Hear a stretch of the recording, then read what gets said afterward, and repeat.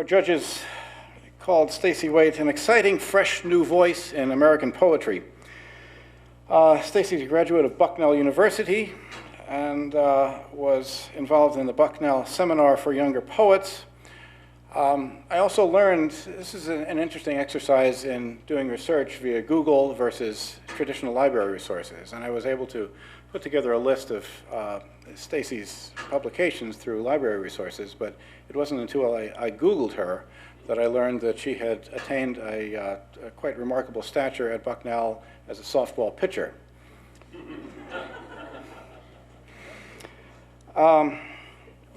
She's currently a visiting lecturer in English at the University of Pittsburgh, where she's been since 2002. Stacey Waite has published poems in the literary journals Touchstone, 5 AM, West Branch, Chiron Review, Pearl, Marlborough Review, Bloom Magazine, and Nimrod, where she won an honorable mention for the Pablo Neruda Prize in Poetry. Her chapbook entitled Choke, which was published by Thorngate Road Press, was awarded their 2004 Frank O'Hara Chapbook Prize. The poem she'll be reading, which is printed on the poster, is entitled Dear Gender, and our judge remarked that Dear Gender stands out in her first collection as a tender and accomplished exploration and evocation of difference. Stacey Waite. On the occasion of being mistaken for a boy by the umpire in the Little League Conference Championship. I had learned quickly how to spit through the jail-like bars of the catcher's mask, so looking back, I can't say as I blame the umpire who, after seeing me spit and punch my glove, could only draw one conclusion. You got your cup on, right, son?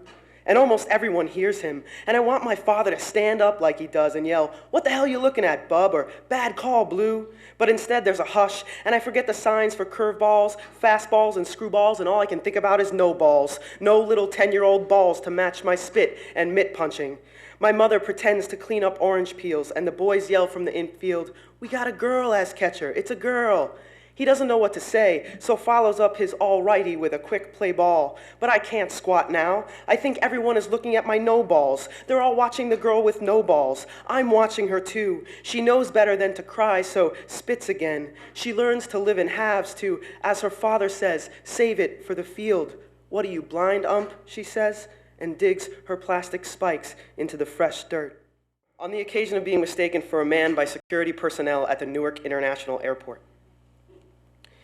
It's like being born again. These metal detectors are like traveling through the womb. The buzz goes off to indicate the birth of trouble. And the gender of trouble matters because when a woman goes through, Jimmy yells, "Female search," and a large woman appears from behind her security table.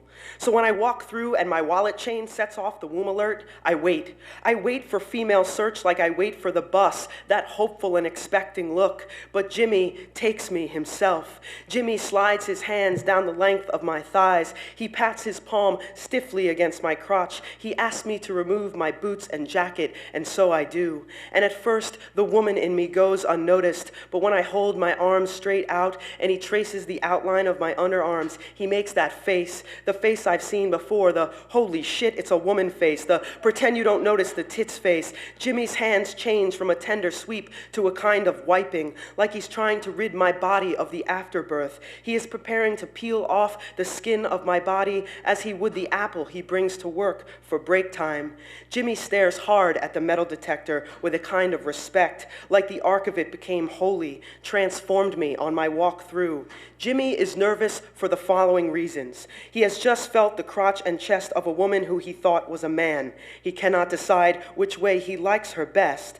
His supervisor might notice he has not yelled "female search," which he knows is grounds for some sort of lawsuit. He's angry. His blue uniform makes him angry, so that when he's patting her down now, he does it with force. He wants her to feel he is stronger than she is. He wants the metal detector to stop being a gender change machine from which this woman, who is also me, emerges, unties her boots slowly, follows all his directions, and when Jimmy is done, he nods.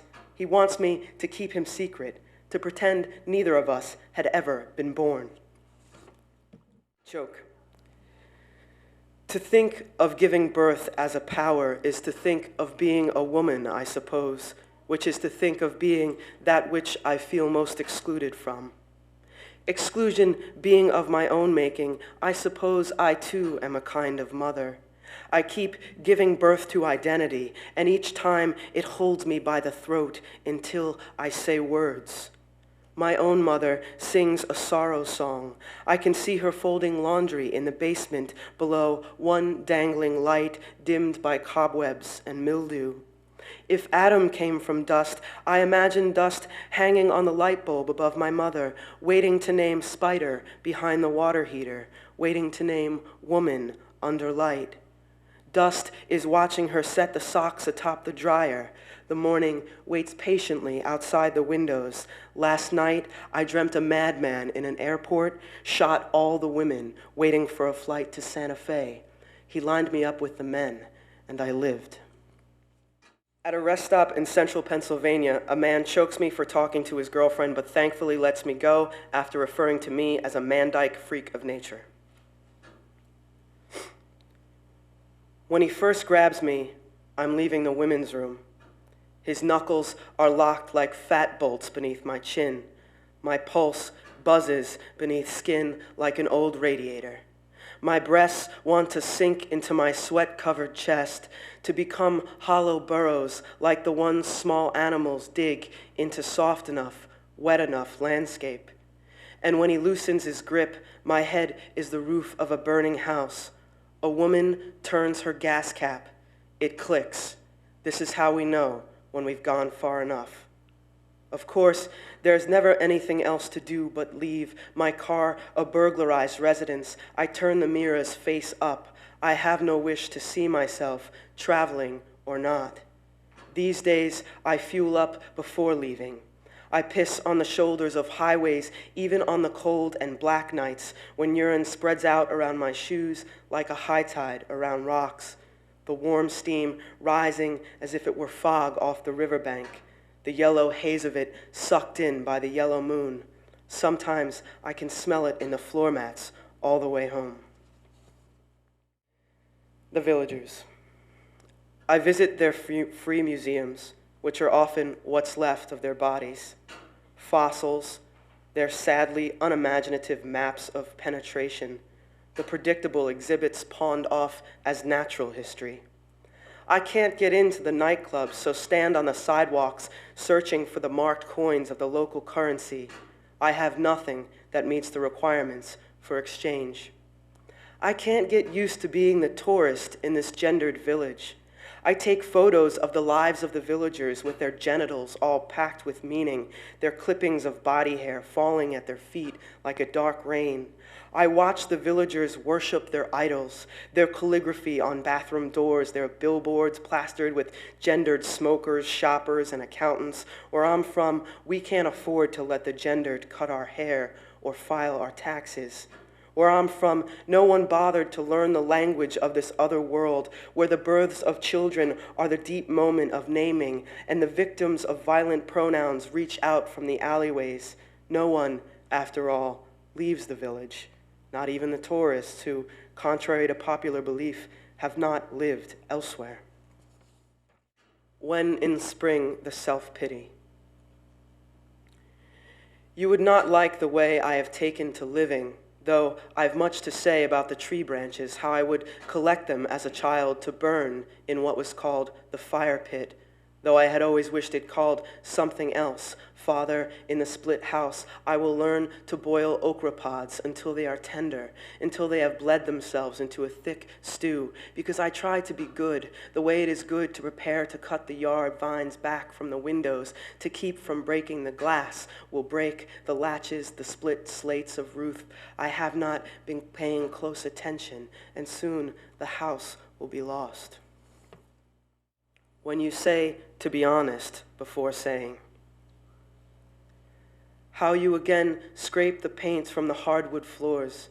You are diligent in the dull city. It makes no difference whether one is diligent in the dull city. You remember, listen to the deep blue snow, vulnerability, the deep blue snow. You make a list of what cannot be blamed. Winter, inevitable loss, the attic room, how the roof and piping split under the pressure the water of cities break into this house. When someone asks if you believe what you just said, there are some stains only a dark rain can make. Somewhere my father holds the door for two women carrying green vines he cannot name out from the grocery. This is mostly what he has to offer. I cannot build lives for myself in the city. The bookshelves are weighing on me. The candle wax, 2 months hardened. I cannot answer telephones or letters or for others. Dreaming is a different kind of epistemology, elbowing its way through the bar we used to sneak in through the back, where the cocktail waitresses gathered to smoke and say, "Fuck you," and velvet. I cannot make my lover happy. I cannot sweep more floors in the wood house. I used to touch the neighbor boy in the hayloft, though we didn't mean anything by it, except the way one means to peel a lemon in summer when we need it most. The rain won't seem to arrive when I want to go back to the house. It's still the same now to touch, save for the element of danger. But it's all the body's worry. The landscape has no say. He was a drummer, that neighbor boy. Became someone big, I believe, though my father never liked him. Didn't trust him, he said. The way he'd open his cabinets in a foreign home. The way he'd sometimes throw sand down my shirt. The way he'd put his hands around my neck and pretend to strangle me. For practice, he'd say. If someone ever bothered me, he'd laugh. He'd say, "And what if he has you like this?" Thanks a lot.